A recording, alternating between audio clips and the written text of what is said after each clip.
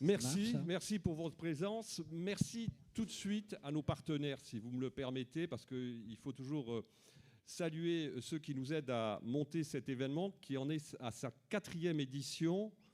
Et je rappelle que c'est cette année le 130e anniversaire de la revue politique et parlementaire. Vous voyez, on a un âge certain, j'espère qu'on ne le fait pas trop.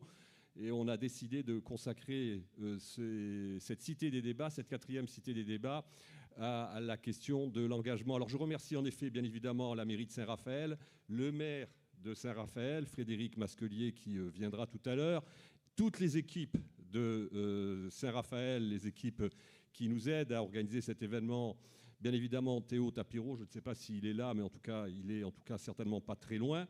Je veux remercier l'ensemble de nos partenaires, Deloitte, évidemment, l'HEIP, l'École des hautes études internationales et politiques, et bien évidemment aussi Marianne, qui cette année nous fait le plaisir et le bonheur d'être le partenaire médiatique de cet événement. Alors quelques mots quand même sur la revue politique et parlementaire, si vous m'y autorisez. Chers amis, la revue politique et parlementaire a 130 ans. Elle a été créée en 1894 par M. Marcel Fournier. Alors ça ne vous dit certainement pas grand-chose, Marcel Fournier, mais c'était un juriste, un chartiste. Et quand il crée cette revue politique et parlementaire, il faut le rappeler, certes, la République est solide, mais elle ne l'est pas totalement encore. Ce n'est pas une idée qui est partagée par tout le monde. Je rappelle quelques événements qui précèdent 1894, la crise boulangiste, il faut le rappeler, le scandale de Panama, qui va profondément déstabiliser les institutions parlementaires, et les élections qui précèdent 1894, où on a un nombre très important de députés monarchistes qui font leur entrée au Parlement. Donc c'est bien dans une période de combat politique que cette revue politique et parlementaire est créée. Et finalement, la grande idée de Marcel Fournier et de celui qui va l'aider à développer cette revue, qui est un président du Conseil qui a laissé son nom à plusieurs lois, dont une loi notamment très connue que vous connaissez, qui est la loi sur les associations de 1901, Waldeck-Rousseau. L'idée, c'est bien évidemment d'en faire une revue de défense de la République, donc une revue d'engagement, c'est le clair, une République qui, encore une fois, doit s'affirmer à la fois socialement et politiquement. Mais c'est surtout, et je crois, la grande originalité de cette revue, et je l'espère, qui est toujours la nôtre, c'est une revue de débat.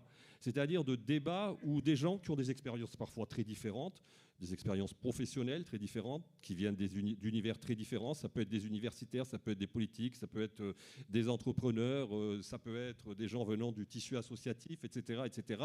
Débattent dans parfois, et c'est ça le plus important, dans la contradiction. Ce qui n'est pas toujours évident, surtout aujourd'hui où on a le pluralisme, mais on n'a pas forcément la contradiction dans le débat, tout le monde débattant plutôt entre soi et non pas dans une confrontation des expressions et des opinions. Et c'était une des idées fortes de Marcel Fournier de pouvoir, dans ce qu'on appelait l'arc républicain à l'époque, de permettre à l'ensemble des composantes de cet arc républicain de pouvoir en effet échanger, débattre. Et le troisième point, c'était surtout une revue qui avait pour objectif d'éclairer les cadres de la nation, d'éclairer les représentants des grands problèmes de l'heure. Et c'était en effet, une revue qui était engagée pour la République, une revue qui était engagée pour la confrontation et le débat, et une revue qui était aussi engagée pour la connaissance. Je crois que ce sont les trois caractéristiques de cette revue, qui est l'une des plus vieilles revues françaises, avec la revue des Deux Mondes qui nous a précédés, puisque celle-ci est née sous la monarchie de Juillet. Voilà pour ce petit rappel historique. Je crois qu'il fallait le faire en ce 130e anniversaire.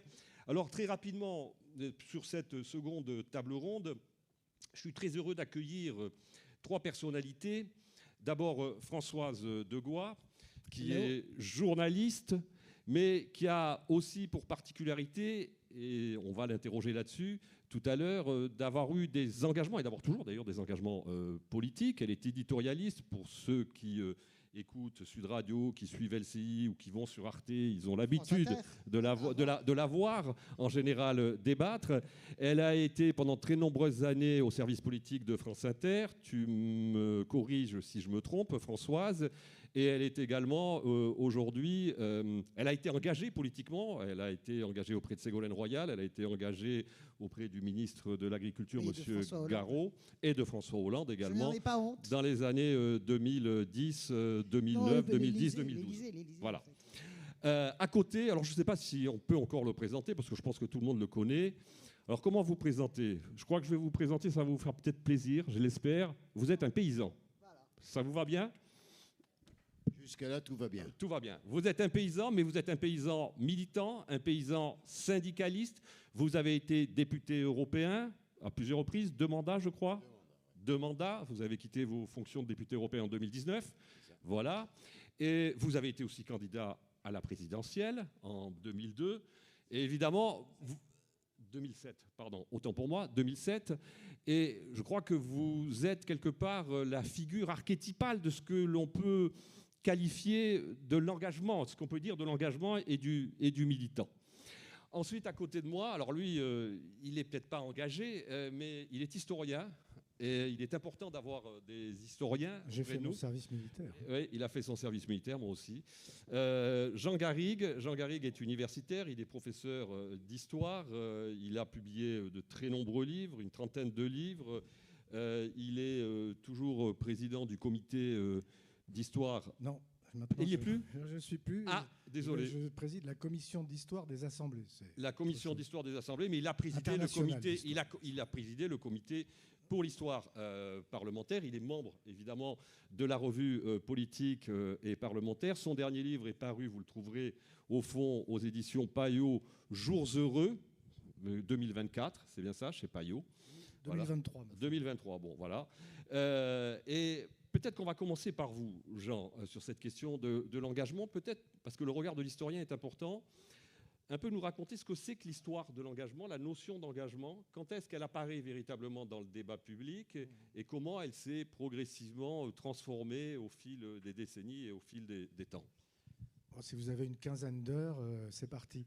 Non, il faut dissocier, tu as raison de le faire, Arnaud, la notion d'engagement et la perception de cette notion ou la formulation de cette notion dans le débat public.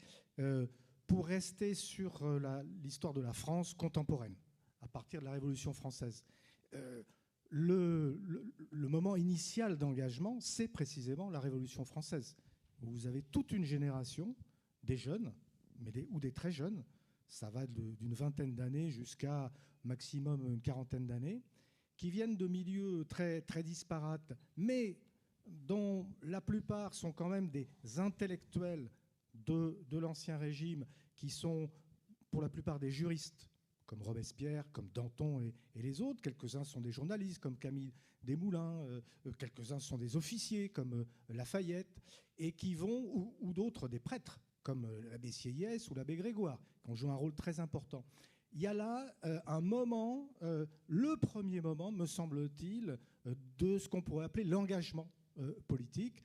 Je ne vais pas raconter ce qui s'est passé au moment de la Révolution française, mais juste essayer de cranter comme ça ce moment initial de l'engagement. Alors ça ne s'appelait pas comme ça à l'époque, on ne définit pas encore ce qu'est l'engagement, mais c'est le premier moment.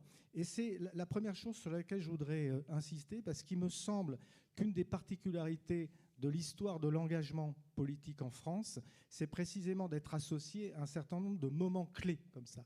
On trouverait moins ce type de tournant historique et politique dans les histoires, dans l'histoire allemande, dans l'histoire britannique, dans l'histoire espagnole ou portugaise. On pourrait en trouver, mais ce qui caractérise l'histoire de l'engagement en France, c'est de se cristalliser comme ça, j'allais dire, génération par génération, sur des moments particuliers. Par exemple, vous avez ce moment initial de 1789, mais vous avez ensuite le moment de la Révolution de 1830, qui est un moment très particulier, avec une génération nouvelle, notamment de ce qu'on appelait les étudiants des écoles, ceux qui étaient au quartier latin, qui vont se mobiliser pour renverser le régime de Charles X.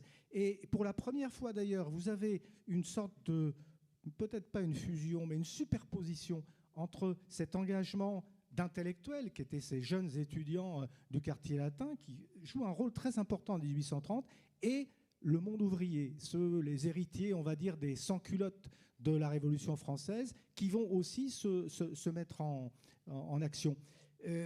On fait un petit bond en avant et on trouve 1848. Et là, c'est encore une génération nouvelle. 1848, associée donc à une nouvelle révolution, essentiellement parisienne, mais qui va prendre un peu partout en France et d'ailleurs dans toute l'Europe. Et là, vous avez encore une nouvelle génération où vous avez des hommes qui viennent à la fois de métiers intellectuels. Ce sont eux qui sont en pointe, des avocats, des journalistes, Le Dru-Rollin notamment, qui est un peu la figure de proue, Lamartine, qui en est le symbole, un grand écrivain de l'époque et poète que vous connaissez tous.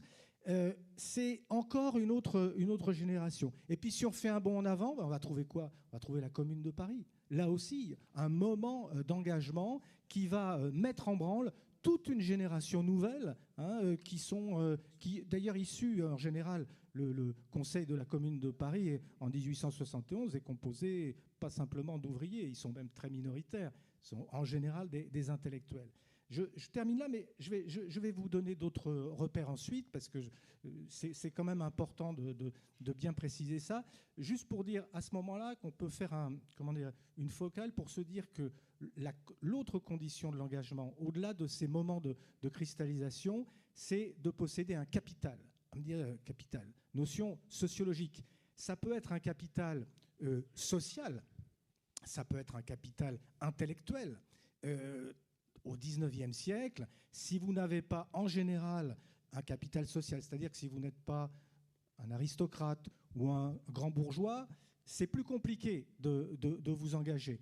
Et la plupart de ceux qui composent le personnel politique jusque dans les débuts de la Troisième République et presque même jusqu'à la fin du XIXe siècle, ce sont des gens qui ont précisément ce capital social, intellectuel, économique et financier, si vous voulez, et qui viennent des catégories privilégiées. Et puis ce qui est intéressant, c'est qu'apparaît justement à ce moment-là, avec l'émancipation du mouvement social, du mouvement ouvrier, de nouvelles générations qui vont s'engager. Alors évidemment, ce qui était un des dénominateurs, un des moteurs de l'engagement au XIXe siècle, pour ce qu'on appelle la République des notables, c'était très souvent conserver. Et ce qui est très nouveau à ce moment-là, c'est que ceux qui veulent conserver deviennent minoritaires. Et vous avez un engagement qui est un engagement, je dirais, progressiste, qui tend à changer véritablement la société sur ses bases, en s'appuyant, pour certains, sur le marxisme. Et donc c'est tout le mouvement ouvrier, le Parti ouvrier de Jules Guesde, et puis Jean Jaurès, etc. D'autres sur une vision plus, je dirais, corporatiste de la société, mais qui veulent changer, en tout cas, profondément la société française.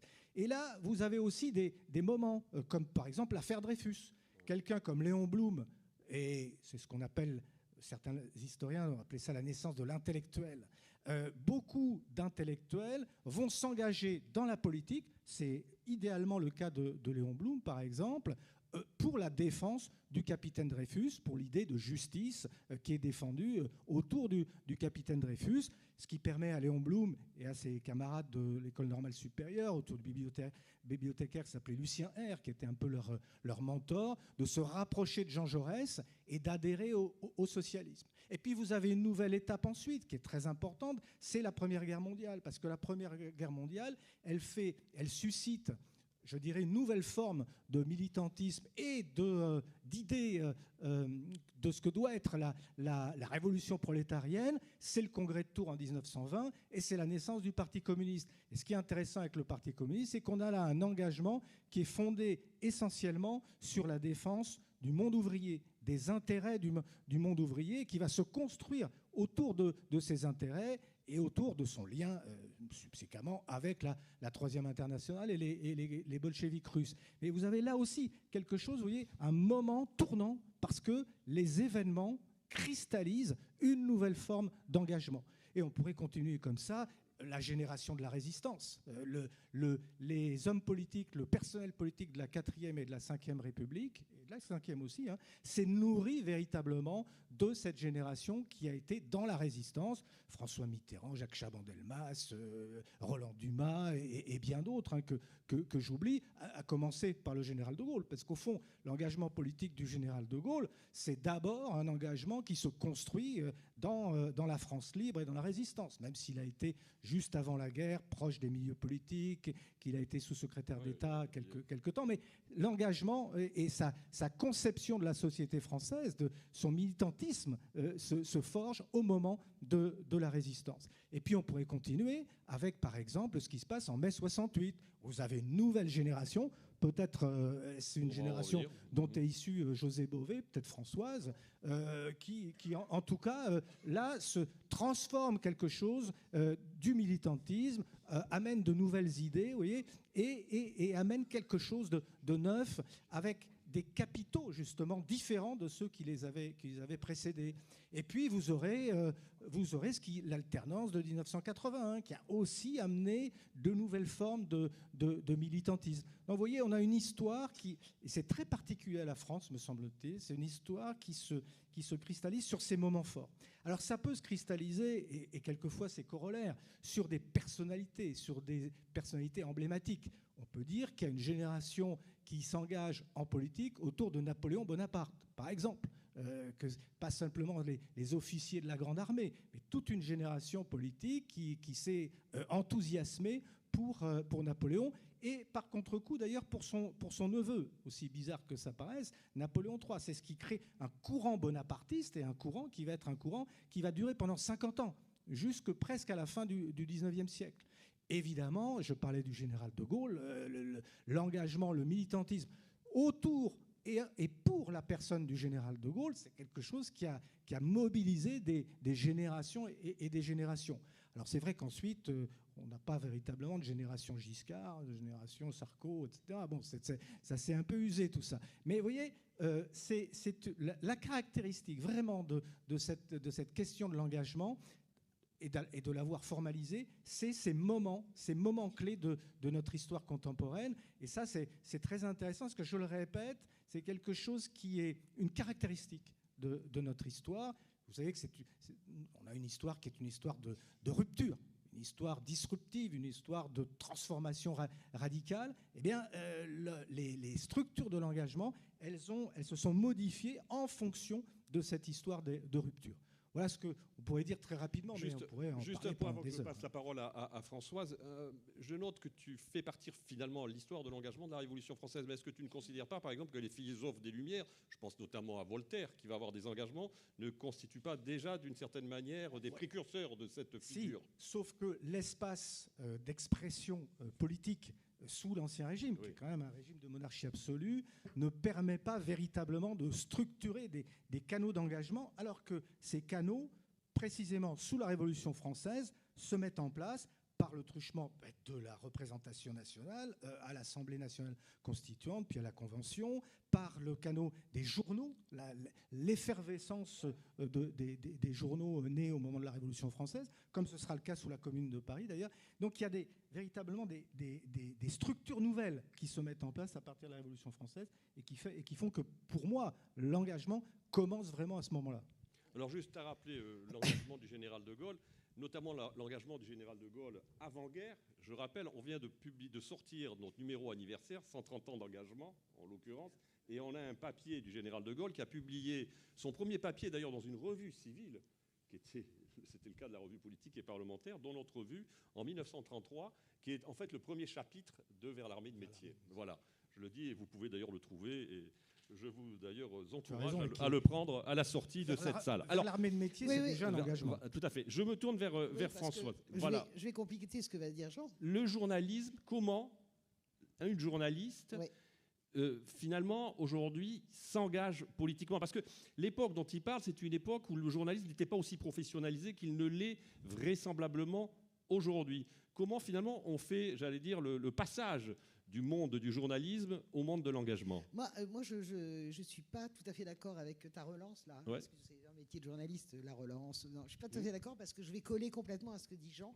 et notamment sur le foisonnement de la presse. C'est-à-dire que ces idées, effectivement, les idées des Lumières qui sont véritablement appliquées par la Révolution, on va dire ça. Je discutais avec un copain, moi journaliste à la Stampa à Rome, qui disait, vous les Français, ce qui est magnifique, c'est que vous avez appliqué vos idées de la Révolution. Et vous les avez appliquées grâce en partie à la presse. Il faut bien comprendre que tout le débat un peu poisseux, j'ai envie de dire, sur l'objectivité de la presse, c'est un débat qui il est obsolète en réalité. La presse française, elle n'est pas objective, au sens d'une neutralité bienveillante, 1 minute pour ci, 1 minute pour là, un Charlie, un Lima, et hop, je ferme et ça fait un sujet. Non, la tradition française de la presse, je ne parle pas du reportage. Hein. Moi, j'ai été les deux. J'ai été grand reporter, donc quand vous êtes grand reporter, vous arrivez dans un pays... Je me souviens, je vais en Bosnie ou je vais en Algérie, il y a un tremblement de terre. Vous racontez les faits. Ça, c'est le grand reportage. Les éditorialistes, dont je suis, parce que je suis devenu ensuite éditorialiste, ça n'a rien à voir. On ne demande pas à un éditorialiste d'être neutre. Son travail est d'être, justement, d'avoir un point de vue.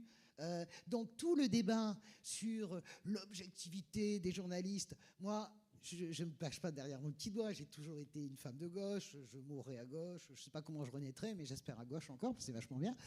Je ferme la parenthèse. Mais je veux dire par là que, comment dirais-je, tous les éditorialistes de gauche sont traités d'idéologues. Vous aurez remarqué que le journaliste de gauche, il est toujours idéologue. Hein, c'est complètement dingue, en fait. On ne dit jamais, par exemple, d'un édito du Figaro de mon grand ami Yves Tréhard, avec lequel j'adore débattre, on ne va pas dire, tiens, c'est un édito d'idéologue.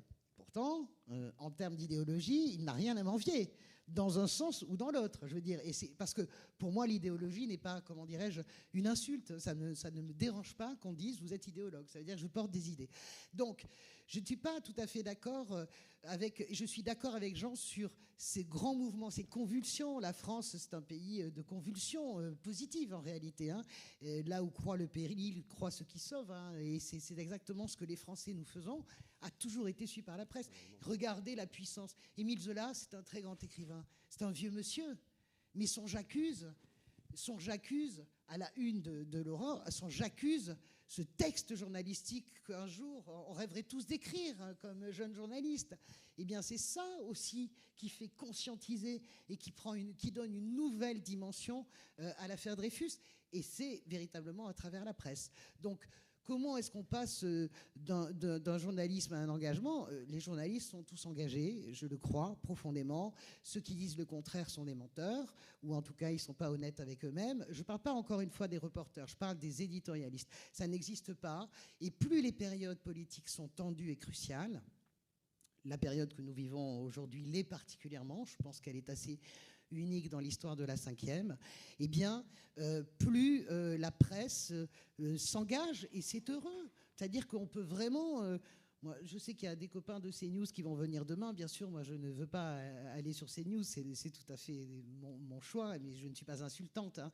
Et donc, nous sommes capables de nous parler. Mais c'est heureux que nous puissions débattre. C'est la force de la France. Et parfois, dans des termes qui sont extrêmement virulents.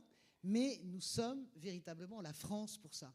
Et ça, c'est quand même assez exceptionnel, et c'est la presse qui permet ça.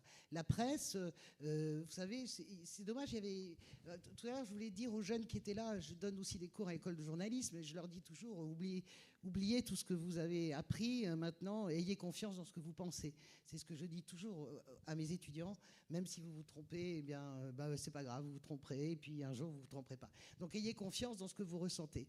Mais je voulais dire quand même à cette jeunesse, la jeunesse, elle a un idéal. Parmi les professions, par exemple, rêver de la jeunesse, le journalisme arrive souvent en tête. Okay, et parmi les professions, mon ami Dabi n'est pas là, Frédéric, mais parmi les professions les plus détestées, c'est aussi le journalisme. Cherchez l'erreur. Parce que les journalistes sont des menteurs, c'est des manipulateurs. C'est vrai, c'est faux, mais c'est plutôt faux d'ailleurs. Hein. Le grand complot, vous savez, du type qui est au sommet de l'État et qui donne des ordres aux rédactions, ça, c'est oubliez ça. C'est pas ça, ça ne fonctionne pas comme ça. C'est les rédactions qui se disent comment je peux plaire au type qui est en haut. C'est plutôt dans ce sens que ça marche. Vous voyez ce que je veux dire? C'est plutôt comme ça. Vous voyez, ça s'appelle les zélateurs, les zélés. Voilà. Donc, je voulais dire que au-delà de ces péripéties, il y a un débat d'idées en France qui se fait au Parlement, et nous sommes tous des amoureux du Parlement, et merci la revue parlementaire. Moi, j'ai commencé comme journaliste à France Inter en couvrant le Parlement, en me tapant, d'ailleurs comme Théodore Herzl, comme beaucoup de grands noms du journalisme et de la pensée politique. Et j'ai passé des nuits entières à me cogner les débats sur la Corse, etc. C'est passionnant. C'est très bien les débats sur la Il Corse. était sublime, tout le monde s'engueulait à 3h du matin. Le débat du Pax, j'ai jamais vu ça de ma vie, quasiment. Laurent Fabius, tu t'en souviens, qui arrive quasiment en robe de chambre, parce que tout le monde est prêt à se battre dans l'Assemblée. Christine Boutin pleure. À l'époque, elle était vraiment très bien, Christine Boutin. Jospin lui fait livrer des roses à 3h du matin, parce que vraiment, tout le monde... Roselyne Bachelot hurle, parce que c'est la seule à droite qui veut voter. C'est merveilleux, la vie parlementaire de ce pays. C'est dingue. Si vous voulez lire un truc génial, et je parle, vous achetez les discours de Victor Hugo. Dans la collection bouquins chez Robert Laffont, quand j'ai le blues et je me dis, oh là là, ce niveau politique est minable, ça m'arrive parfois de le penser, mais après, c'est pas vrai, eh bien, je relis les discours de Victor Hugo, parce que vous avez toutes les didascalies, c'est-à-dire les annotations, et à ce moment-là, la salle fait « Ah !» notamment son discours sur la misère, où ça crée, j'imaginez l'hémicycle, quasiment ils se battent tous, parce que Victor Hugo, en un discours, il passe quasiment de Sarkozy, si tu veux, à Arlette Laguillet, quoi. C'est-à-dire qu'il dit, voilà, il faut éradiquer la misère. Tout le monde le regarde en disant, mais qu'est-ce qu'il a, qu'est-ce qui lui arrive? Et là, c'est... Non, soit pour vous dire que le débat parlementaire est puissant, mais il est suivi par la puissance du débat journalistique. Donc, comment on passe de l'engagement? Moi, je ne suis pas Fauderche. Je dirigeais le service politique de France Inter, et à un moment donné, c'est vrai que j'étais très, en une seconde, je termine, et José, pardon, j'étais très engagée, je m'ennuyais un peu, en fait, je tournais un peu à France Inter. Quand vous avez atteint un peu votre objectif, vous dites, qu'est-ce que je vais faire, comme un lion en cage. Et du coup, Ségolène Royal m'a proposé de devenir sa conseillère spéciale. Je dis, ah, ben hop, on y va. Alors, c'est bon, c'est de l'aventure, hein. Mère déchaînée comme ça, mais j'avais envie, quoi, j'avais envie de... Ah, voilà. Mais j'aurais très bien pu faire autrement. Je ne vais pas ici citer le nom de journalistes illustres qui ne sont plus de ce monde, qui officiellement étaient journalistes objectifs, mais qui quand même prenaient l'hélicoptère avec François Mitterrand pour aller manger chez l'oiseau, qui passaient le soir, vous savez, à l'Élysée, il y a ce qu'on appelle la grille du coq, hein, vous voyez? Vous la connaissez, la grille du coq? La grille du coq, c'est une petite grille qu'il y a au fond du jardin de l'Élysée. Quand le président de la République veut recevoir quelqu'un discretos, paf, il la connaît, Patrick, la grille du coq, je sais. Hop, on passe par la grille du coq. Voilà. Et donc, tout ce petit monde qui faisait des grandes leçons de déontologie sur le journalisme, bon, passait quand même la grille du coq pour aller prendre des cafés avec François Mitterrand. On ne va pas citer les noms, paix à leur âme. Mais la réalité, si vous voulez, c'est qu'il ne faut pas être Fauderche. Il faut assumer les choses telles qu'elles sont. Moi, je les ai assumées. Je suis parti en 24 heures de France Inter. Et voilà, j'ai été bosser avec Ségolène. Après, François Hollande a été élu. On a fait sa campagne. Il a gagné. Je suis rentré au ministère de l'Agriculture. Voilà. Et après, non, mais voilà, après, voilà, on peut penser ce qu'on veut de cette gauche-là. Mais c'est mon engagement. C'est ma détermination. Et j'en suis extrêmement heureuse. Voilà, depuis toujours, je suis comme ça. Mais ce que je veux dire, c'est qu'il faut en terminer, de mon point de vue, avec l'hypocrisie de l'objectivité des éditorialistes. Ça n'existe pas. Pascal Praud n'est pas objectif. Françoise de Gois, je vous parlais maintenant, je ne suis pas objective, en tout cas, je défends ma ligne. Nos amis du Figaro défendent leur ligne depuis que le Figaro existe. Voilà, le Parisien défend une autre forme de ligne. Vous avez une presse, toute une presse macroniste qui défend le macronisme corps et âme. Vous avez la presse libérale. Je ne crois pas que les éditos des Échos, et que j'aime beaucoup d'ailleurs, soient pas des éditos engagés. Et moi qui veux augmenter le SMIC et une meilleure répartition des richesses, évidemment que je ne vais pas écrire le même édito que nos copains des Échos. Voilà, donc ne soyons pas objectifs, ayons des opinions et engageons-nous, rengageons-nous. Voilà. Bon, on reviendra sur cette question de la presse et de la politique, en effet, qui est totalement structurante dans la vie politique française. Il est normal que les journalistes politiques, au demeurant, rencontrent des politiques. C'est tout à fait logique, puisque c'est quand même aussi leur métier. Mais, oui, bon, alors, venons-en maintenant à José Bové. Alors, vous... Pardon, Pardon. Pas obligé d'aller bosser avec eux. Bon, moi, c'est ce que j'ai fait. Ah oui, ça c'est une autre chose. Ouais, ils Oui. ont tout, mais voilà. Bien sûr. Oui, oui, bien sûr. Ah, mais il y a beaucoup de journalistes qui se sont engagés et qui ont été élus aussi en politique. Hein. D'accord, mais moi, je n'ai jamais Voilà. voulu être élu Voilà. parce que je vois l'état dans lesquels ça les met, il vaut mieux pas. Il vaut mieux être conseiller. José Bové, alors vous n'êtes pas journaliste, mais ce qui serait vraiment très intéressant pour le public de Saint-Raphaël, c'est un peu que vous nous expliquiez quels ont été finalement les déterminants de votre engagement, les déterminants dans votre vie, comment vous vous êtes engagé dans votre jeunesse, quelles sont les causes qui vous ont finalement décidé à vous engager, et puis nous raconter un peu, nous refaire un peu l'historique de cet engagement. Alors bonsoir à tout le monde. Alors c'est vrai que j'étais un peu surpris là au début des deux interventions parce que là on reste à Paris, on reste en ville. Et voilà, c'est ça. On est dans les milieux intello, Ouais. la presse, très bien, tout ça, ça va bien, mais on a l'impression qu'il n'y a pas de gens, quoi. Les vrais gens ne sont pas là. Les gens, ils ne sont pas dans cette histoire, ils sont complètement en dehors. Et dans la façon dont c'est raconté. Et sur l'histoire, c'est très frappant. Parce qu'en parallèle de ce que tu as raconté, tout ça est juste, mais on a des mouvements sociaux, on a des révoltes. C'est ce que j'ai dit à propos du congrès de Tours. C'est non, mais un engagement congrès de du Tours, monde ouvrier. Oui, mais là, je veux dire que Voilà. la France, à ce moment-là, pendant toute cette période qui a dépassé, c'était encore vrai au début du XXe siècle, presque jusqu'à la guerre de 40, c'est qu'il y avait un monde rural, il y avait des paysans. Et ça sort de l'histoire. Et les paysans sont jamais dans l'histoire. Et c'est très singulier, et c'est quelque chose qui m'a frappé jusqu'à ces dernières années, quand, au niveau international, on s'est mis à contester la globalisation à travers l'Organisation mondiale du commerce, les gens se sont rendus compte que l'OMC a capoté, pas sur des questions d'industrie, pas sur des questions de textile, pas sur des questions autres, c'est sur l'agriculture que ça a capoté. Et le talon d'Achille de l'OMC, c'est l'agriculture, et c'est pour ça que l'OMC aujourd'hui est à plat. Bien ce qu'en dise Pascal Lamy, c'est un échec total, et ça a ouvert tout ce qui a été le libre-échange, le libéralisme sauvage, etc. On est rentré aujourd'hui dans une période complètement différente, et c'est sur la question de l'agriculture que tout a capoté. Et on a du mal à s'en rendre compte. Et ça, pour beaucoup de gens, et notamment à gauche, c'est complètement incongru. Parce que les transformations radicales sont forcément de gauche. C'est le milieu urbain, c'est le milieu ouvrier. Et là, c'est les paysans qui sont porteurs du changement au niveau international et sur l'ensemble des continents. Et ça, c'est quand même une baffe.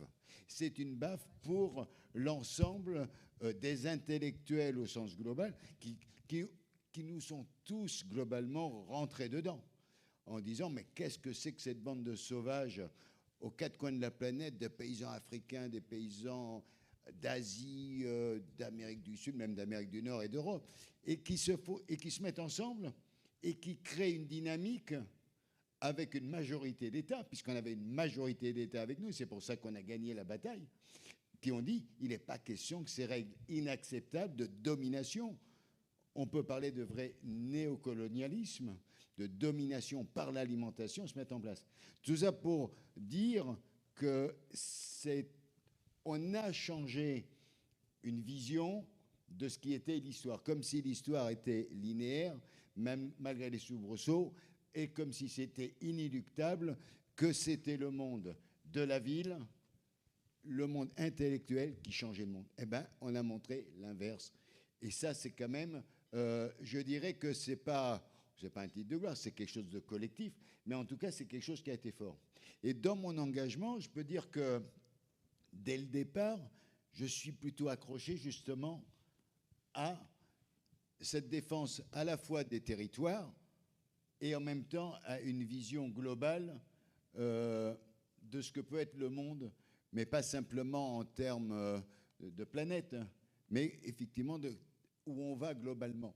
Et c'est alors c'est vrai que là-dessus, j'ai eu la chance, moi, de rencontrer très jeunes, à 17, 18 ans, des gens avec qui je me suis engagé dès le début. Je pense notamment à Bordeaux, à Jacques Ellul, avec qui j'ai milité. Alors, beaucoup l'ont eu comme prof, mais moi, j'ai milité avec lui. Rappeler qui est Jacques Ellul, qui est un formidable écrivain et analyste.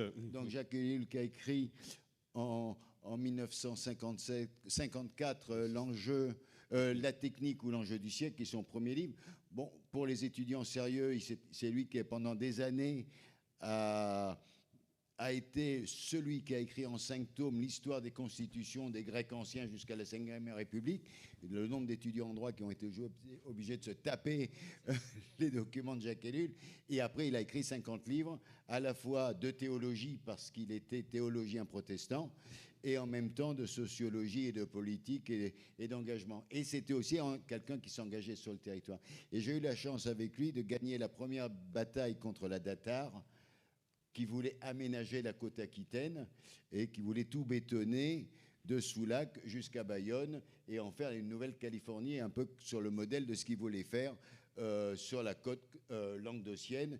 Par chance, ils en ont fait qu'un tout petit bout sur la côte languedocienne et on l'a empêché sur la côte atlantique. Et donc, c'est vrai que quand on démarre comme ça, avec des gens comme ça, eh ben, on n'a plus du tout envie de perdre. Et peut-être que c'est ce qui m'a caractérisé, c'est que dans les combats que j'ai menés, ça n'a pas été au sens... c'est pas des combats, ce sont des combats idéologiques, mais qu'on peut gagner. C'est-à-dire qu'on peut gagner, c'est-à-dire qu'on met les moyens pour créer le rapport de force, pour faire en sorte qu'on arrive au bout de ce qu'on cherche. Et donc, il faut des objectifs concrets. Il ne faut pas des objectifs simplement qui sont de l'ordre de la construction politique. Il faut que la politique s'incarne dans quelque chose qu'on peut transformer. Et c'est vrai que le premier combat long auquel j'ai participé, c'est la lutte contre l'extension du corps militaire du Larzac, qui a été commencée en 1971 et qu'on a gagné en 1981 avec l'élection de François Mitterrand. C'est-à-dire que François Mitterrand, quand il est élu, avant, il s'est engagé contre l'extension du corps militaire. Depuis 1973, il était avec nous. Et donc, il n'y avait pas le choix. 2 candidats, un qui était pour l'extension, l'autre qui était contre. Mais là, il a fallu menacer quand même le pouvoir de gauche.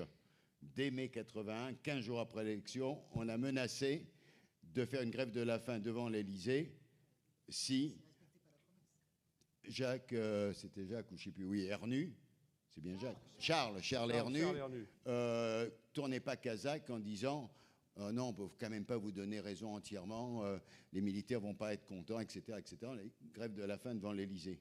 Maintenant, vous avez 15 jours pour choisir, ça a été fait. Parce que ça aurait fait désordre quand même. Hein. L'état de grâce aurait duré 15 jours, ce n'était pas génial. Donc, effectivement, on gagne cette bataille et là, on construit une alternative. Et je dirais que dans les combats, c'est à travers le combat contre, pendant le combat contre, on construit l'alternative positive. C'est-à-dire qu'en même temps où on lutte contre cette extension de corps militaire, eh bien, on construit...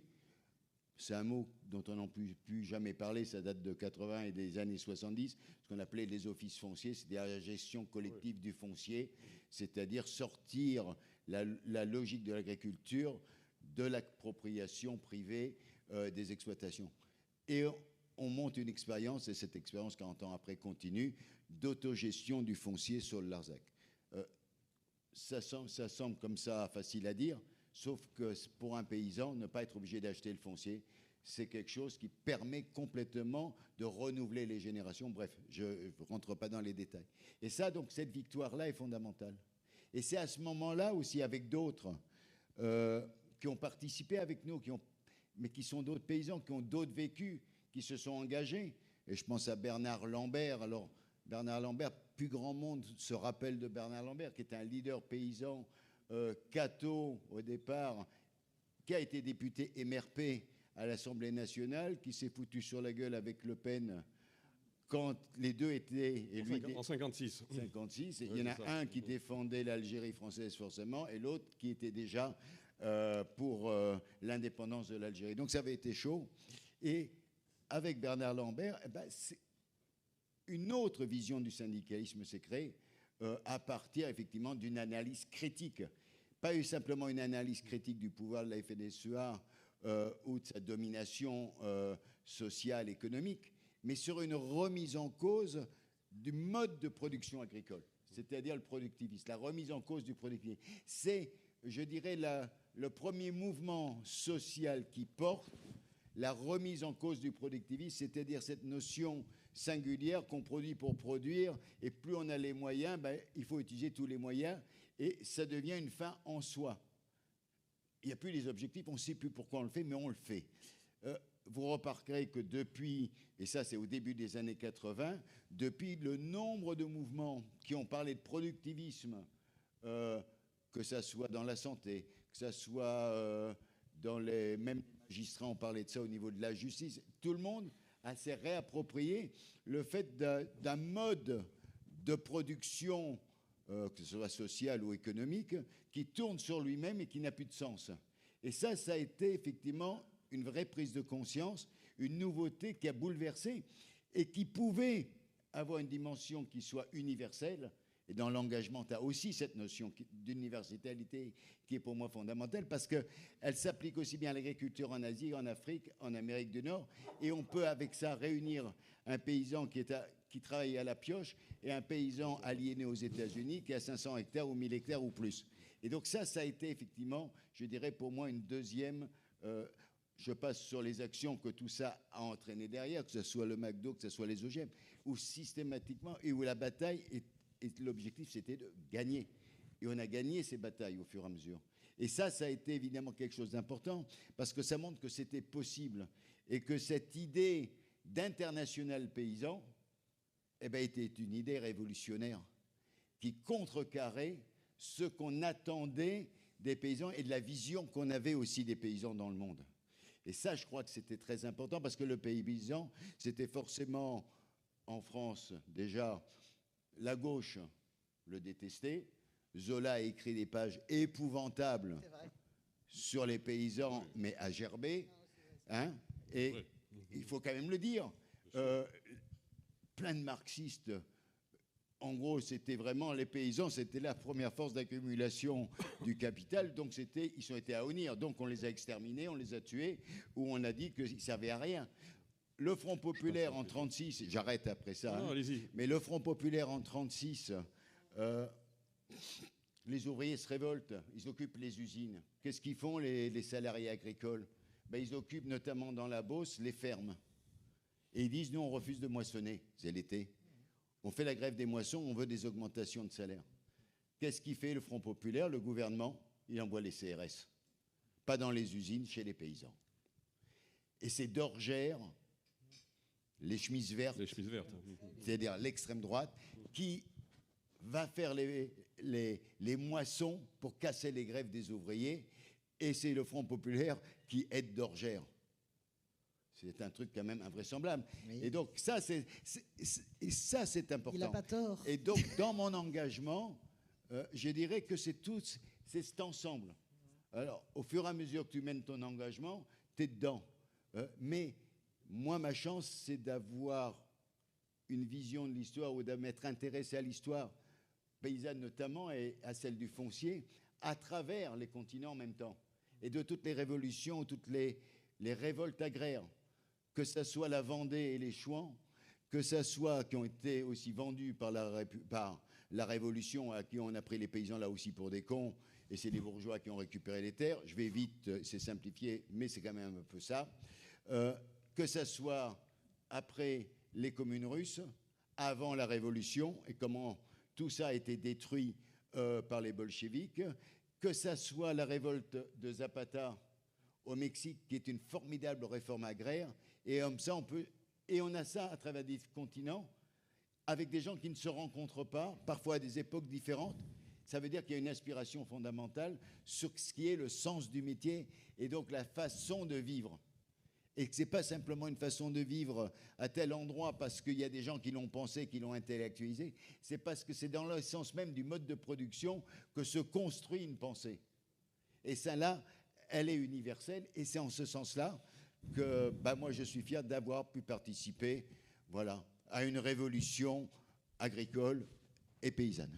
On y reviendra tout à l'heure, notamment, j'aimerais avoir votre regard sur la crise agricole que nous traversons aujourd'hui et qui est plus que jamais d'actualité. Mais je crois que Jean Garrigue, vous voulez réagir notamment à vos observations liminaires? Oui, et rejoindre, et j'allais dire rebondir sur ce qui a été dit par José Bové quand il parlait de cet oubli de l'histoire, notamment, j'allais dire, de l'histoire révolutionnaire qui oublie le monde paysan. Le plus grand mouvement social du 19e siècle, c'est la révolte des viticulteurs du Midi en 1907, où ils se mobilisent par centaines de milliers. On envoie la troupe va mettre crosse en l'air à Montpellier, à Narbonne. C'est Clémenceau, non? Et c'est Clémenceau qui va tuer, qui va embobiner en payant le billet de train de Marcelin Albert, qui était le chef, le leader du mouvement. Mais ce mouvement-là montre à quel point il y a une mobilisation à ce moment-là. Et c'est vrai qu'à ce moment-là, il y a un véritable engagement paysan. Mais il y a toujours eu d'ailleurs, depuis la Révolution française, ce qu'on a appelé la Grande Peur, ce n'est pas autre chose qu'une révolte spontanée de la paysannerie qui va envahir les châteaux, les brûler. Ils n'ont pas fait que des belles choses, parce qu'il y a eu des morts, etc. Mais il y a un engagement déjà à ce moment-là. Sauf que cet engagement-là, l'engagement du monde paysan et du monde rural en général, il va être pendant des siècles mis un peu sous les ténoirs. D'abord, il va être, à partir de la fin du 19e siècle, relégué, mis de côté par les théoriciens du marxisme et par ceux qui l'appliquent en France, parce que la petite propriété paysanne n'entre pas dans le schéma de ces leaders ouvriers, des Jules Guesde et autres. Jaurès s'intéresse à des textes sur le monde paysan, qu'il associe justement à l'idée d'une révolution socialiste.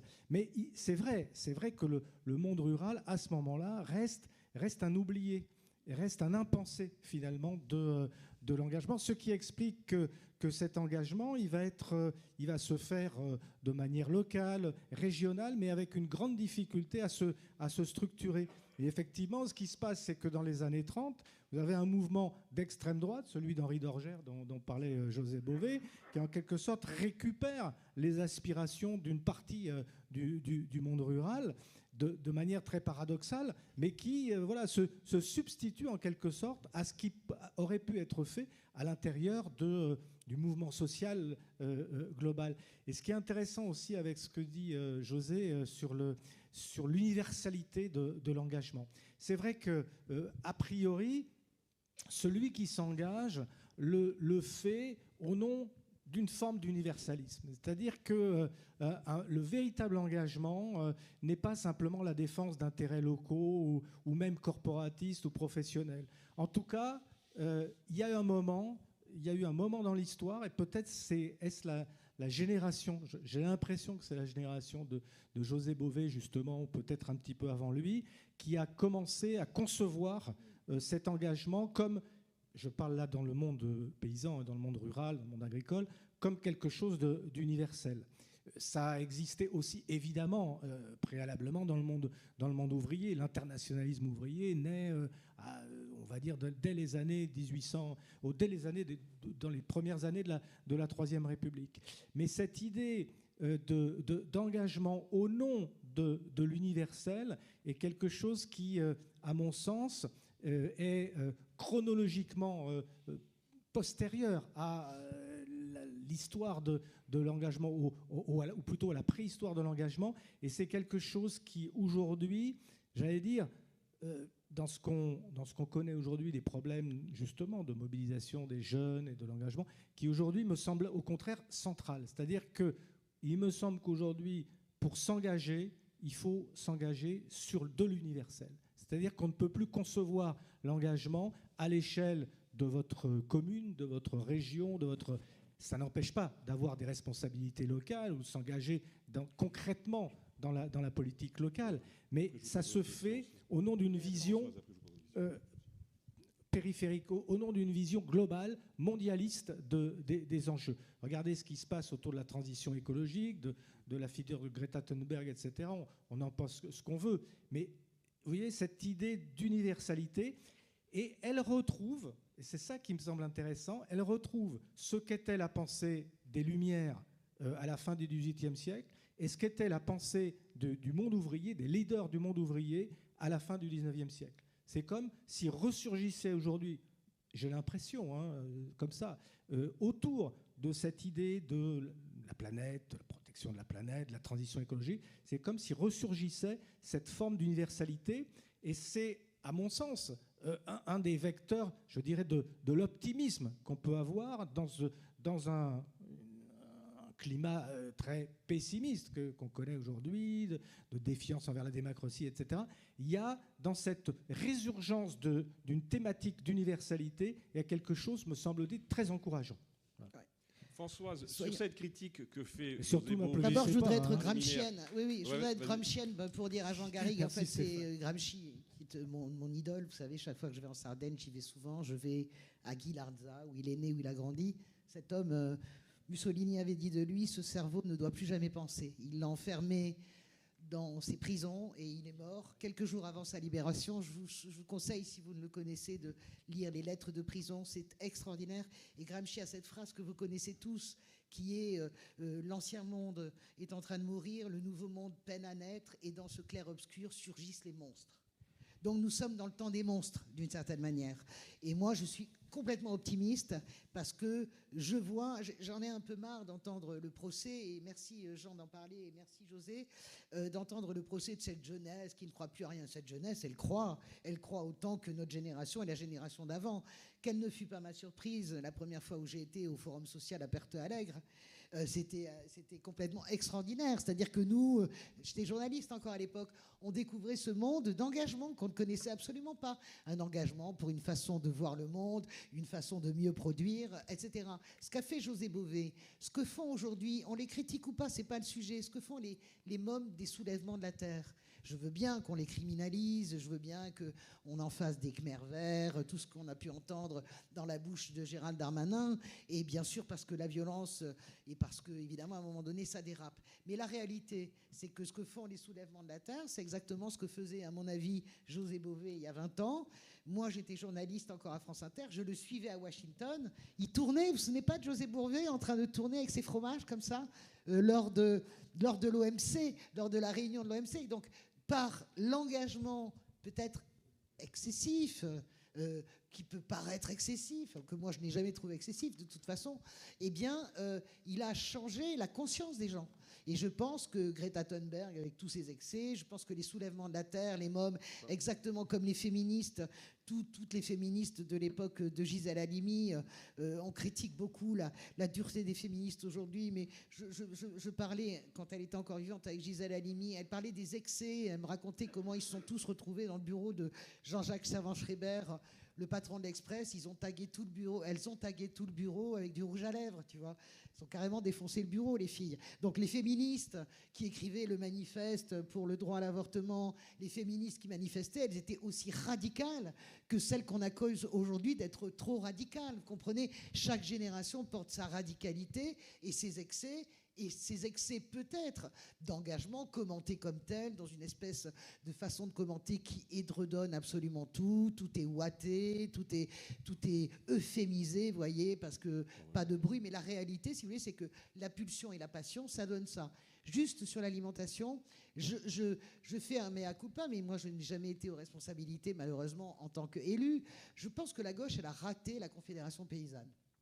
Je pense, c'est rien de le dire, hein, je pense que la réalité, c'est que nous n'avons jamais eu, et je le dis, et nous aurions pu avoir l'occasion historique avec Jospin en cohabitation, mais surtout avec François Hollande comme président de la République, nous aurions pu avoir l'occasion historique de pousser un autre syndicat que celui de la FNSEA. Le drame de notre pays est toujours, José le dira, mais je l'ai toujours dit, et ça ne me gêne pas, je connais très bien Christiane Lambert et celui qui lui succède, mais notre drame, c'est que nous sommes dans une cogestion avec la FNSEA. Et quand nous sommes dans une cogestion pour surtout pas avoir d'emmerdes et de tracteurs qui bloquent les préfectures, etc., eh bien, on n'arrive pas à changer ce modèle. Mais paradoxalement, cette conscience qu'il faut tout changer, elle est présente partout, quelle que soit d'ailleurs la couleur politique. Il y a quelques années, j'étais à la FAO à Rome, le patron de la FAO me disait un truc... je vous le livre parce que je pense qu'il faut se le mettre dans la tête. Il disait, OK, les problèmes de PIB, de dette, etc. Vous savez qu'en 2030, eh bien, il faudra nourrir 9 milliards d'êtres humains et qu'on va arriver au bout de nos capacités dans la nourriture, comment dirais-je, correcte, dans la nourriture mangeable, dans la nourriture qui n'est pas OGMisée. Comprenez bien que tous les problèmes sur lesquels nous débattons à l'infini, ad nauseam, la dette, etc., c'est rien à côté du mur, en fait, vers lequel nous avançons. C'est-à-dire le mur de l'essentiel, l'alimentation, le mur de l'eau. Et ces problèmes-là, je regrette profondément qu'il n'y ait pas assez d'engagement, je dirais, au niveau politique. Moi, à l'époque, quand j'étais au gouvernement, en tout cas conseillère, j'avais proposé véritablement de faire de l'alimentation. Nous avions proposé avec Stéphane Le Foll de faire l'alimentation une vraie cause nationale, quelque chose sur lequel on s'engage véritablement. On n'a pas été entendu parce que, en gros, l'alimentation et l'écologie, c'est ce qu'on avait répondu à Ségolène quand elle était rentrée de Rio en 92. On lui avait dit oui, mais c'est des problèmes de filles. Bon. Voilà, donc c'est des problèmes subalternes, vous comprenez, c'est bien plus formidable de parler d'ogive nucléaire, de PIB, d'industrialisation. La réalité, c'est que ce mur qui arrive devant nous, c'est le mur de l'essence de la vie, qui est le mur de l'alimentation et le mur de l'eau. Et là, je sens un manque d'engagement profond de l'ensemble des politiques, mais pas parce qu'ils sont idiots, mais parce qu'ils sont pris dans une espèce de flot qui n'a rien à voir avec tout ça. Le flot d'actualité, le flot de la réponse, immédiate, ils n'arrivent plus à se poser pour réfléchir. Vous vous rendez compte quand même que François Mitterrand commence sa campagne de 81 en passant quasiment 15 jours ou 3 semaines en Chine. Quel est le candidat à la présidentielle qui peut faire ça aujourd'hui ? Prendre du temps, essayer de comprendre le monde, ça n'existe pas. Donc voilà ce que je voulais dire sur l'engagement. C'est mon vœu profond, c'est véritablement qu'il y ait cette conscientisation. Et je remercie José Bové parce que moi j'ai grandi avec les images de José Bové. Je trouve que Greta Thunberg dit quand même un certain nombre de conneries parfois, mais en tout cas, merci à cette jeunesse qui est profondément engagée, qui nous oblige, nous les boomers, à réfléchir et à bouger également. Moi, dans mon environnement, j'ai beaucoup de mômes de 20 ans et je vous assure que 20 ans, ils sont encore pires que les trentenaires, ils sont géniaux, hein, les vingtenaires. Alors là, d'abord, ils vont à une vitesse. Françoise, juste voilà. une question que je voulais quand même vous poser. Et donc la gauche met un coup de pas sur l'agriculture, bien sûr. On va y revenir sur les clivages idéologiques autour de l'agriculture, parce qu'ils sont très intéressants et ils sont aujourd'hui très vivants. On le voit notamment. Il suffit de regarder la carte électorale en France et on comprend ce qui est en train de se passer. Tous les grands partis ont complètement dévissé dans les zones rurales. Qu'est-ce que vous répondez finalement à la critique que fait, encore une fois, en liminaire José Bové, en disant, finalement, il y a une vision de l'engagement qui est une vision, in fine, assez parisienne. Non, c'est pas vrai. Non, mais assez parisienne, ou pour aller j'allais dire, encore plus, de manière plus précise sociologiquement, finalement, in fine, trop élitiste. C'est pas vrai, c'est faux. Mais je vais laisser peut-être Jean répondre. Non, moi, je connais ces accusations de j'en vous les Parisiens, les Sciences Po tard, etc. Bon, d'abord, la plupart des gens n'ont pas fait Sciences Po, ils ne sont pas parisiens. On est tous des provinciaux venus à Paris. Je ne suis pas d'accord avec ce que dit José. Quand vous voyez le cœur vivant, je prends une campagne que je connais bien, celle de Ségolène en 2007. Si tu crois qu'elle était parisienne, la campagne, pas du tout. C'est les foules et les campagnes et les villes et les bourgs et les petites qui se dressaient pour y aller. Il ne peut pas dire le contraire, Jean, c'est pas vrai. Vous alliez à je pense à un bled comme Boulazac. Hein. Non, mais tu vois, je veux dire, Mitterrand, c'est pas parisien. Tu vois, les victoires de la gauche, elles sont pas parisiennes. Hollande, l'élan, enfin toutes les victoires ne sont pas des victoires parisiennes. Après qu'il y ait un tropisme sur la classe moyenne, etc. Oui, mais la gauche, tu sais très bien que nous devons reconquérir les ouvriers et nous n'avons pas réussi. Voilà, ça c'est sûr. Non, mais juste, non, mais de manière objective, ceux qui ont occupé historiquement les postes de pouvoir, ceux qui sont allés au bout de la démarche d'engagement, en général, ça a été des gens qui, même s'ils étaient d'origine paysanne ou rurale, on va prendre l'exemple de Georges Pompidou, mais qui ensuite étaient formatés par une élite et par une manière d'envisager les problèmes qui était une manière, j'allais dire, urbaine et qui laissait de côté... Alors, Chirac, est-ce qu'on peut dire ça de Chirac? Est-ce qu'on peut dire à l'époque, ça oui, mais même de Chirac. Oui, c'est la FNSE, oui, je suis d'accord. Oui, à l'époque, dans l'entre-deux-guerres, avec comme problématique centrale le monde ouvrier, la reconnaissance des revendications du monde ouvrier, Et ensuite, à partir des années 60, autour de cette classe moyenne dont Giscard voulait faire son... Et donc, forcément, le monde rural, les problématiques du monde rural passaient Et au second plan. j'ai un grand chagrin de ça, et je voudrais que nous le corrigions, et je pense que ça peut venir grâce aussi à l'influence des écologistes. Je termine, José. Je voudrais que nous le corrigions véritablement, parce que, je redis, nous rentrons dans un moment où, de toute façon, cette question-là est la question majeure qui nous pend au nez. On va passer la parole à José Bové. Enfin, les relations entre les écologistes et le monde paysan sont plutôt difficiles en Je ce suis moment. d'accord Il avec faut toi, quand mais même pas que. C'est une Mais non, réalité mais je dis, objective. non, mais que la Mais, gauche social-démocrate, sous l'influence des écologistes, puisse avoir une conscientisation de l'environnement, c'est ce qui s'est passé depuis quelques José années. Bové, vous vouliez réagir? Oui, alors je ne vais pas réagir à la dernière phase de suite parce que je repars du début. Oui. Sur ma question, effectivement, de cette représentation donc, des élites et du pouvoir et donc de la capitale et des grands événements se passe forcément à la capitale. Je pense que ça, c'est typiquement issu de la Révolution française et du jacobinisme. C'est-à-dire du jacobinisme qui construit une représentation tellement verticale de ce que doit être la Révolution, c'est que les territoires, les espaces ruraux n'existent plus. Et donc, on est véritablement confronté à un modèle, et d'ailleurs, ce n'est pas pour rien que c'est la France, à partir de cette expérience, qui est, au niveau international, ce qui crée l'État-nation. C'est-à-dire que l'État-nation n'existe pas dans le sens dans lequel on l'a, sans le mouvement jacobin et le fait que les Jacobins aient gagné la bataille de la Révolution française se retrouve dans cette construction juridique. Bon, premier élément, pour étayer ça, parce qu'il y a un soulèvement dont on aurait pu parler, mais justement on n'en parle jamais, parce qu'il est de cette zone-ci, de ce territoire-ci, du Var et des Hauts, c'est la révolte de 1851 contre Napoléon III. Oui. Ça a été un mouvement, mais capital. Ça, c'est rayé des livres d'histoire. Très beau livre de Maurice Agulon. Personne n'en parle. Mais personne n'en parle. Zola, pour le coup, en parle. C'est vrai. Personne ne lit Zola. Mais aujourd'hui, voilà, il y a un livre magnifique qui s'appelle L'homme semence, que je vous invite tous à lire, qui se passe à la fin de ce moment où tous les hommes sont morts ou ont été tués.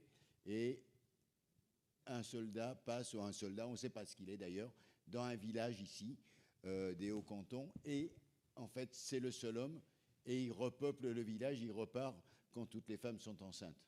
Et c'est elle qui décide. C'est elle qui décide. Donc là, on n'est pas dans du patriarcat. Conseil de lecture de José Bové. Elles sont matriarcales, et c'est un très beau roman écrit par une femme qui a écrit sous pseudonyme. Je vous incite tous à lire L'homme semence. Vraiment un tout petit livre magnifique. On vous donne nos conseils. Hein. Gramsci pour moi, L'homme semence pour lui. Ouais, c'est un peu bizarre d'ailleurs. C'est à front renversé. Pourquoi je dis ça? C'est qu'effectivement, tu vois, là, on est typiquement sur un moment qui n'existe pas. Et on a parlé des révoltes de ce printemps paysanne. On a des premières révoltes. On a une première révolte au sud de la Haute-Garonne, à la limite en Piémont. Et là, on a des gens, et c'est hors syndicat, ils sont tous là. Tous les gens de ce canton sont réunis pour mener cette bataille. Et puis, dans un deuxième temps, on a la récupération syndicale avec tous les discours qu'on a entendus qui n'ont pas de sens, mais peu importe, et qui portent pas du tout sur les solutions que les gens attendent. D'ailleurs, aujourd'hui, les gens se demandent qu'est-ce qui va se passer, et que ce soit sur le revenu ou sur beaucoup d'autres choses, les paysans sont complètement déboussolés. Mais on est effectivement sur quelque chose qui arrive d'un tout petit coin perdu d'Occitanie. Bon. Quand on fait le Larzac en 71, 3 habitants au kilomètre carré, un tout petit coin, 103 familles. 103 familles font quelque chose d'universel. C'est-à-dire, ils tiennent tête à l'État en disant jamais avec la violence, et on sera non violent parce que de toute façon, stratégiquement, face à l'armée, ça va être un peu compliqué, mais philosophiquement pour nous, parce que notre culture, elle est comme ça, elle est catholique au départ, et non violente. Et les curés sont avec, et les évêques sont avec, et ils viennent jeûner en soutien. Évêques de Montpellier et de Rodez viennent jeûner avec les paysans. On ne se rend plus compte aujourd'hui de ce que ça représente. Mais au début des années 70, c'est quelque chose. On est dans un petit coin. Et bien, cette action-là, ces 10 ans de lutte deviennent universelles et ça centralise toute la contestation en France à ce moment-là. C'est-à-dire que énormément de gens, que ce soit syndical, que ce soit associatif, que ce soit politique, viennent apporter leur soutien. Et la force du mouvement, c'est-à-dire vous pouvez tous venir apporter votre soutien, mais vous ne participerez jamais à la décision, et c'est nous qui gardons le contrôle de notre combat. C'est 103 familles, et quand Mitterrand vient la première fois, il ne prévient pas qu'il vient, il se prend des cailloux sur la tête, parce que là, la police a su qu'il venait, donc il y a un peu les barbouzes qui organisent un truc, mais quand on l'extrait du rassemblement où il s'est pris des cailloux et des canettes de bière, il se fait engueuler dans une ferme comme jamais quelqu'un ne s'est engueulé Mitterrand. On lui a dit de tout. Ils lui ont dit, si vous voulez nous flinguer, il n'y a pas mieux. Là, on est un mois après le deuxième tour de l'élection de 1974. Sa tête est connue, si tu veux. Et là, on lui passe un savon. On lui dit, mais vous venez nous faire chier. Si c'est pour ça, on n'a pas besoin de vous. Et je dis ça, c'est Mitterrand, sur Pénaud. Depuis ce jour-là, il n'y a pas un truc qu'on faisait. Si on était à Paris, Mitterrand toujours venait nous voir ou il nous demandait d'aller le voir. Et il a compris le message à ce moment-là. Je pense que d'autres politiques auraient pu avoir la même intelligence, et lui, il a eu cette intelligence. Et ça, c'était très important. Tout ça pour dire quoi? C'est qu'il y a un moment, il faut qu'il y ait aussi une autonomie de la société civile, des gens en mouvement, en action, et que le politique ne fait pas tout. Et le politique ne fait pas le tout de la société. Et que souvent, on peut se retrouver dans des moments historiques où tu as un soulèvement et que ce soulèvement devient universel parce qu'il a la capacité de garder sa force d'entraînement et de s'élargir. Et ça, c'est typiquement ce qui s'est passé à ce moment-là. Et je crois qu'on oublie trop souvent ces exemples-là. C'est pour ça qu'il n'y a pas besoin d'avoir quelque chose qui s'organise sur toute la France ou sur des territoires beaucoup plus grands. Parfois, il suffit d'un endroit et cet endroit devient le symbole de quelque chose de beaucoup plus fort qui le dépasse et dont on parlera 20 ans, 30 ans après, peu importe. Il n'y a pas besoin. Et donc, c'est aussi un peu, je pense à Hannah Arendt quand je dis ça, sur la force des minorités pour gagner des combats universels. Quand elle est sur ce débat entre minorité et majorité, quand elle est sur le débat sur la violence et la non-violence, elle dit là, la force des minorités, ça peut être aussi la non-violence. Ou, comme dirait quelqu'un d'autre, comme dirait Jacques Ellul, le non-pouvoir. Et ça rejoint aussi ce que dit Simone Veil, la philosophe. On est dans cette vision-là. Mais ce qui ne veut pas dire qu'on n'est pas dans l'action. Être pour le non-pouvoir ou pour la non-violence, c'est pas ne pas être dans l'action, mais c'est être dans l'action autrement. Et c'est comme ça que, et puis je termine avec ça, mais qu'on se retrouve avec Albert Camus, parce que je le relisais ce matin, parce que je pensais à ça, je me suis dit, le discours de Stockholm, c'est quand même pas rien. Hein.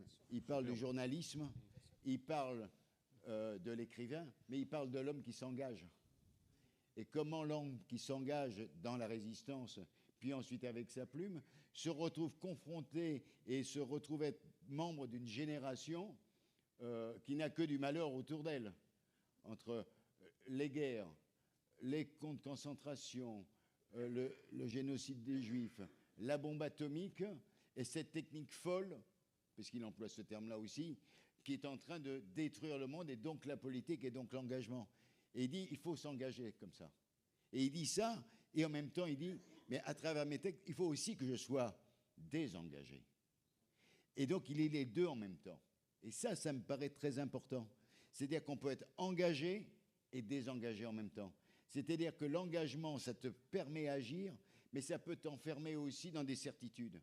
Et face à ces certitudes, tu dois avoir la force du désengagement pour ne pas être broyé par les certitudes. Et ça a été quand même le drame de beaucoup de mouvements révolutionnaires et de partis politiques pendant le XXe siècle.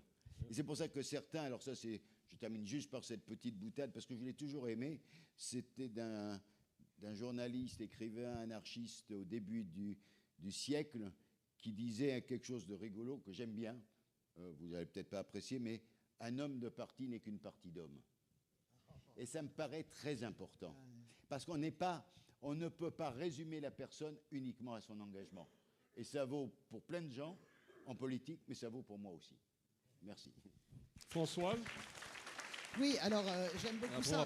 On va passer ensuite aux questions. Moi, j'ai une passion pour les partis politiques. Hein. Vous savez, on est une république sociale et on est une république. Je pense que la politique ne peut pas se vivre sans les partis politiques. Alors, je sais qu'il est de bon temps. Je vois Monsieur le ministre qui est là, qui était issu, Jean-Michel Blanquer, bonjour, qui a été issu et qui a été ministre d'un gouvernement et en tout cas de tout un mouvement qui disait c'est la fin des partis, c'est le nouveau monde. La réalité, je pense qu'il est trop intelligent pour avoir cru une seule fois à cette fable. Le nouveau monde, ça n'existe pas. Je pense que vraiment la démocratie s'exprime, et là je ne suis pas d'accord, elle s'exprime par les partis. En revanche, les partis, la capacité des partis à travailler, que ce soit d'ailleurs la droite, avec les grandes traditions de droite française, il n'y a pas une seule droite en France, il y en a plus. Je ne parle pas de l'extrême droite, hein, je parle des différents types de droite. Et évidemment, la gauche, alors là, nous, c'est, voilà, ça remplit la pièce, hein, je veux dire, évidemment. Et tant mieux, et tant mieux. Je trouve que c'est la grandeur de la gauche, c'est de pouvoir s'engueuler, de ne pas être d'accord, souvent, mais en fait, sur l'essentiel, on l'est, sur l'idée de justice. D'ailleurs, à ce propos, relisez et regardez la merveilleuse série Bloom, une vie héroïque sur France 5. C'est extraordinaire. D'abord, le podcast de France Inter était magnifique. Mais sur l'idée de qu'est-ce que c'est un socialiste, qu'est-ce que c'est la gauche, c'est quelqu'un qui a un goût de la justice et qui place la justice au-dessus de tout. Et moi, je me suis toujours reconnue là-dessus. Donc, tout ça pour dire que je crois dans les partis, mais je crois maintenant dans la capacité des partis à être obligés de bouger grâce au mouvement de la société.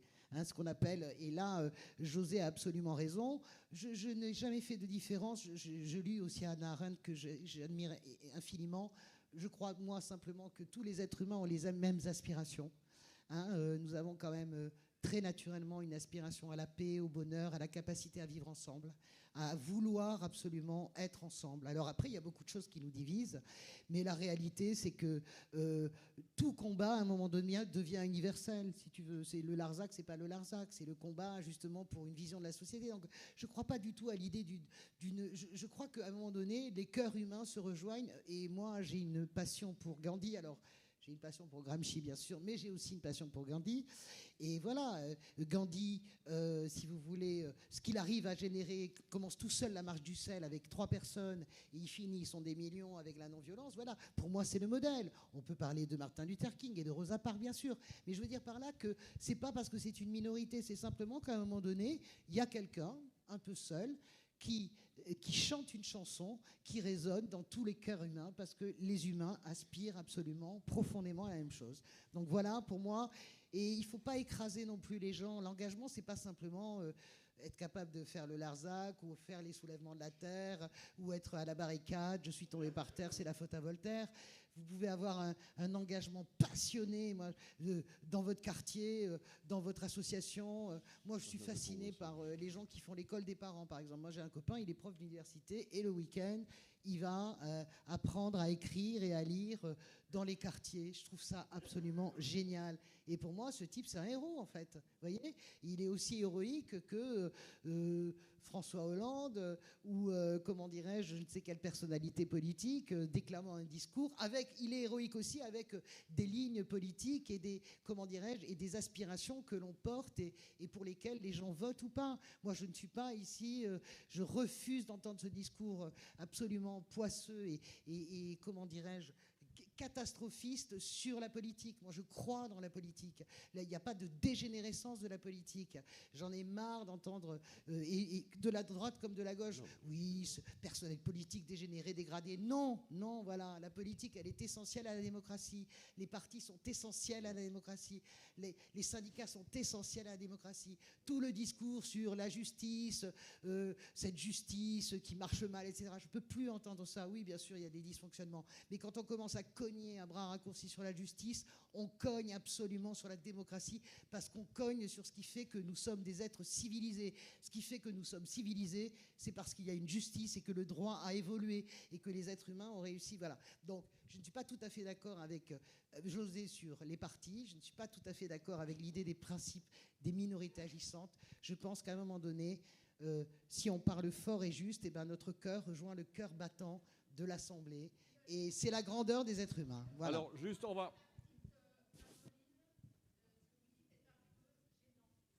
Alors, attendez, on va passer aux questions. Je passe la parole à Jean Garrigue et après, vous avez des questions. Je ne parlais pas du tout de Jean. Philippines. Philippines, vous voulez dire Philippines, bien sûr. Ouais, juste, voilà, parce qu'après, il nous reste un quart d'heure pour les questions. Je veux quand même que la salle puisse... oui, il y a plein de choses intervenir. Dans ce qu'a dit Françoise. 2 minutes. 2 minutes. Je n'ai pas tout à fait la même lecture de ce qu'on a appelé le nouveau monde. Pour moi, il s'agissait simplement de faire le constat de l'échec des 2 grands partis traditionnels à se renouveler et à s'adapter à ce qu'était la nouvelle donne j'allais dire de la mondialisation, mais des sociétés d'aujourd'hui. Et je pense que cet échec à se renouveler idéologiquement et politiquement et quand même se vérifie encore aujourd'hui et de manière assez cruelle. La social-démocratie comme le conservatisme libéral, aujourd'hui, j'ai l'impression que ne nous propose pas véritablement d'alternatives politiques satisfaisantes. C'est pour ça que, me semble-t-il, à un moment donné, le nouveau monde s'imposait, c'est-à-dire qu'une réflexion sur quelque chose d'autre me semblait s'imposer. Mais bon, peu importe. Simplement, pour revenir... non, mais comme on a 2 minutes, c'est un vaste débat. Hein, mais sur l'idée c'est vrai qu'on a eu un peu tendance dans ce débat à réduire l'engagement à la politique. L'engagement, c'est l'engagement dans le politique, c'est-à-dire la gestion de la cité, la police. Et donc, ça passe par le syndicalisme, l'association, etc. Et ça doit nous rendre très optimistes, parce que de ce côté-là, l'engagement ne s'est jamais tari dans la société française. Il y a eu, c'est vrai, comment dirais-je, une réticence historique des Français précisément à entrer dans les structures partisanes. Et on n'a pas eu de grands partis. Il n'y a pas vraiment de parti de masse en France, à l'exception du Parti communiste. Il y a eu le Parti communiste et le Parti populaire français du colonel de Larocque, mais qui n'a jamais débouché sur une action électorale. C'est les 2 moments, peut-être avec aussi le RPF du général de Gaulle, et qui s'est transformé ensuite en RPR. Mais donc, on n'a pas cette culture du parti politique, mais en revanche, on a une culture de l'engagement. On est un peuple très politique, et cet engagement, il se marque effectivement au quotidien, un peu partout. Et c'est très intéressant. Je finirai là-dessus. Il y a un moment fondateur, à mon sens, ce que je dis dans l'ouvrage qui s'appelle « Les jours heureux », un moment fondateur de notre histoire, qui est la fête de la Fédération de 1790. Qui, à mon sens, est encore beaucoup plus fondateur que ce qui a précédé 1 an plus tôt, c'est-à-dire la prise de la Bastille. Car cette fête de la Fédération, qui était une fête qui visait à rassembler tous les Français, cette fête qui était une fête d'unité, d'optimisme, mais en même temps de prospective, de créativité, d'innovation d'un mode nouveau, eh bien, elle est partie précisément des plus petites communes. Les fédérations sont parties dans toute la France, des plus petits villages, se sont constitués ensuite au niveau ça ne s'appelait pas encore les départements, des régions, des provinces. Ça a remonté aux grandes métropoles, il y avait déjà des grandes métropoles, Lyon, etc. Et c'est remonté à Paris pour faire justement cet enthousiasme, cet élan national qui partait précisément du bas. Et ça, retrouver cet élan, eh bien, on l'a retrouvé un petit peu au moment des Jeux Olympiques. Mais le transformer en projet collectif, ça, pour moi, c'est véritablement le fil conducteur de l'engagement. Merci Jean. Alors on va passer aux questions maintenant. On a 12 minutes. Est-ce que je peux répondre à Alors madame ? attendez. Non, il faut... Voilà. Alors attendez. Est-ce qu'il y a quelqu'un pour... Mais je vais juste en une, je regarde, je vais faire comme à la radio. Il n'était absolument pas question pour moi de parler de Philippines. C'était vraiment en règle générale sur, évidemment, ce que je peux entendre sur la justice, d'excessif, etc. Philippines, c'est tellement complexe et c'est tellement, ça nous brise tellement le cœur que toutes les questions sont dans cette affaire. Je ne suis pas tout à fait d'accord sur la complexité vis-à-vis de Philippines. Mais enfin bon, passons. Allez, des questions maintenant. Voilà, donc excusez-moi si je vous ai heurté. Monsieur, les jeunes d'abord, là, je vois. Allez, on va leur passer le micro. Il en a un. Je vois pas. Ah bon, il parle. Non, il n'a pas de micro.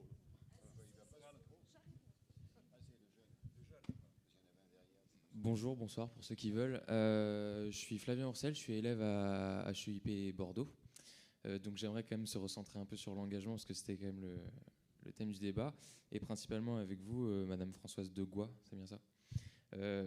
Durant la conférence, je vous ai entendu parler de l'engagement et aussi des faits violents par rapport à l'engagement, notamment du soulèvement de la terre. Donc on peut revenir, j'ai l'impression que cette violence et l'engagement, elle est de plus en plus liée, notamment depuis l'émergence des médias, la surmédiatisation et la désinformation. On peut penser à 99, à Seattle, etc., jusqu'à récemment le soulèvement de la terre.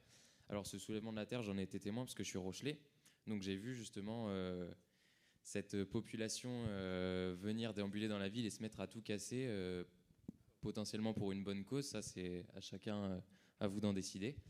Mais est-ce que pour vous ne trouvez pas que cette violence, et même cette surviolence, parce que tout le monde a vu les images, je pense, et pas qu'à La Rochelle, hein, partout, cette surviolence, en fait, ne réduirait pas l'engagement à à une ignorance, en fait, à un ras-le-bol de la société française? On se fiche de l'engagement, on voit juste le résultat que ça amène. Ah, c'est intéressant votre question, parce que j'ai beaucoup discuté avec les jeunes, hein, il y en a beaucoup qui ont votre âge. Merci pour la question. Moi, je suis absolument pour la non-violence, et je pense que ça ne sert à rien de casser des vitrines pour dire qu'il faut protéger la biodiversité. On est tout à fait d'accord. Après, je ne suis pas du tout adepte de cela, et je comprends très bien qu'il y ait une forme de répression. Mais ce qui est intéressant, c'est dans votre question, merci jeune homme, c'est est-ce que les gens qui sont là ne cherchent qu'un prétexte? Justement, j'ai beaucoup discuté avec eux. Non, il y a une conviction, en réalité, de l'urgence. Il y a une partie peut-être infime qui est dans une sorte de mal-être et a besoin de cela pour dégazer, d'une certaine manière, si je puis m'exprimer ainsi.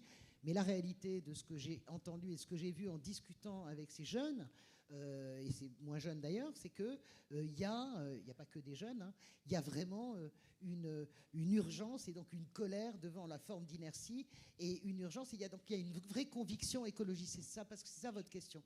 La question, c'est est-ce que c'est pas un prétexte pour tout casser? Non, il y a quand même dans ces mouvements-là une véritable conviction écologique. Voilà, mon expérience. Je pense pas. José Bové, Oui, juste rapidement, parce qu'il y a d'autres questions qu'on doit prendre. Oui, Voilà. non, mais deux mots.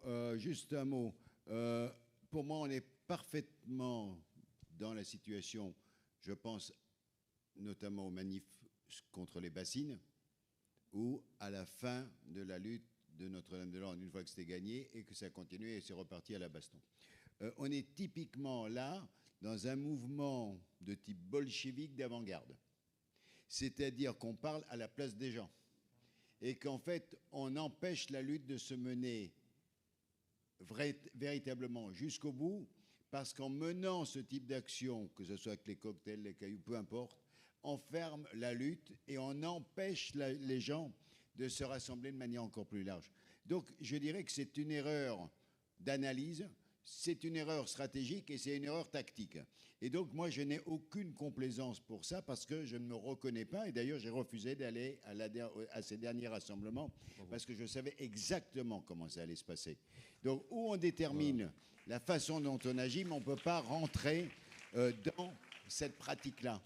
Et on pouvait très bien encercler les bassines, aller le plus près possible. Bref, on avait une possibilité d'élargir le combat. Et il faut élargir chaque fois les combats. On ne gagne jamais si on n'élargit pas.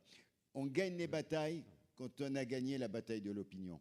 Or, la bataille sur la question de l'eau comme bien commun, elle était en train d'avancer. Et bien là, on a reculé et c'était sciemment organisé, parce que le débat n'a pas été en fait un débat fait sur la question de l'eau et des bassines, mais bien une confrontation avec la logique de l'État, leur terme favori étant « je me bats contre les bassines et son monde ». Merci.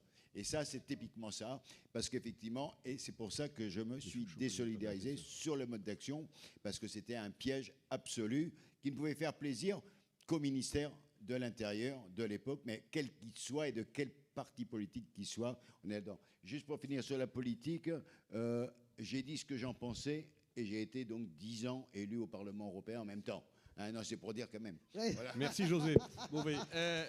D'autres questions? J'ai vu des mains qui se levaient. Là-bas, au fond, voilà. Merci, allez-y.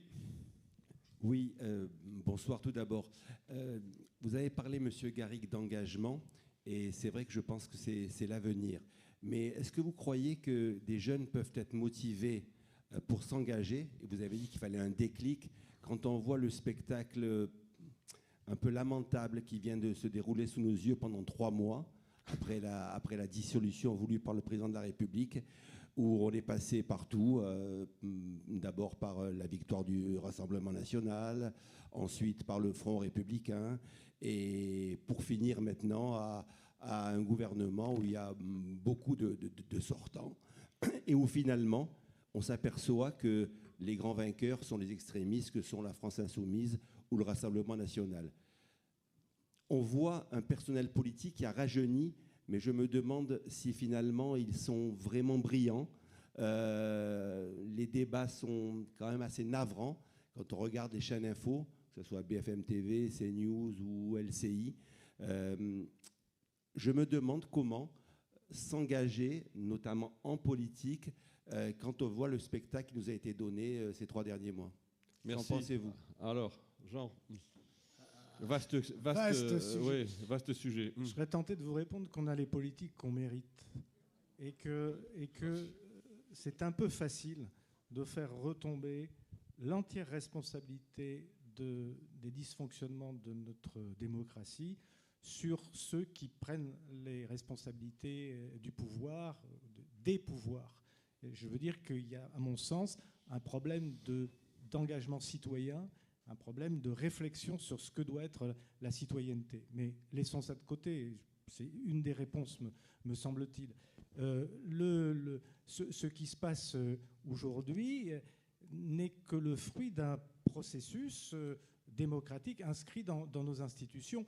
Alors que, effectivement, le résultat de ce qui s'est produit, des malentendus ou des manipulations électorales auxquelles se sont livrés certains, nous amène à un résultat qui est complètement contre-intuitif par rapport à la Ve République. C'est-à-dire que vous avez une chambre qui est divisée en 3 parties, mais qui correspond malgré tout à l'état de l'opinion et à la volonté d'une opinion qui effectivement est divisée en 3 blocs. L'un, on va dire, qui est partisan de plus grande justice sociale, du progrès social au sens large. L'autre qui est un bloc plus conservateur et libéral, et l'autre qui est plus sensible aux questions de sécurité et d'identité. C'est une réalité démocratique. Donc, est-ce que c'est sociologique? Est-ce que c'est le signe d'une dégradation du débat public? Je crois à cette dégradation pour des tas de raisons, la surmédiatisation et autres. Mais c'est un fait, c'est une réalité politique, sociologique, électorale qu'il faut prendre en compte. Et me semble-t-il, dans un contexte où l'équation politique, si vous voulez, ressemble à ce qu'elle était sous la Troisième ou la Quatrième République, dans des régimes parlementaires. Or, nous sommes dans un régime qui est un régime semi-présidentiel, qui est le régime de la Ve République. Ça nous oblige à une révolution culturelle, ça nous oblige effectivement, enfin ça oblige les acteurs politiques à trouver de nouvelles formes de négociation politique. J'emploie le terme de compromis politique, ce qu'on appelle la culture du compromis. Est-ce que cette culture du compromis est à bannir? Est-ce que ça veut dire compromission? Non. Cette culture de compromis, elle a existé de tout temps dans notre histoire politique. Ça n'est pas le signe d'un déclin, d'une décadence de nos usages. C'est quelque chose qui oblige, mais comme ça a été toujours le cas, la démocratie à s'adapter, les acteurs de la démocratie à s'adapter.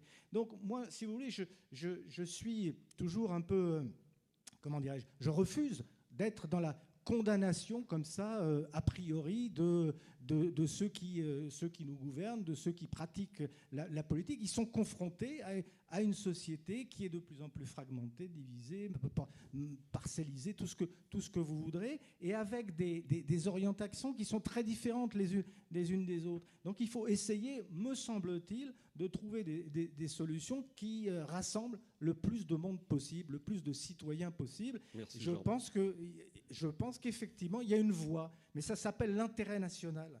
Ça s'appelle l'intérêt collectif.